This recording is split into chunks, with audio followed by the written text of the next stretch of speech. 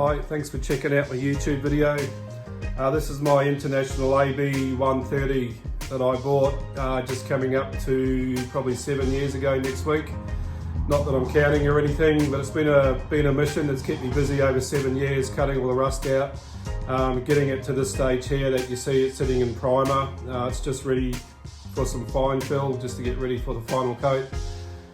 I've worked out over the last few years that it's actually an International AB 150 cab on a 130 chassis, which is it's good because it's worked out that it's under 4.5 tonne, so you can drive it on a normal car license.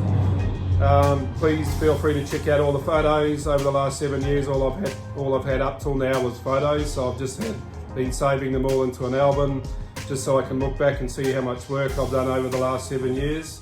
The photo I'll put into a collage that you're gonna see after I finish talking. So please check it out. Give me a like. You'll see the amount of work that's gone into it, with all the panels that have been cut out, panels that have been rebuilt, right down to I've got the cab inside of the cab and the dash all painted up, ready to go. Please check me out.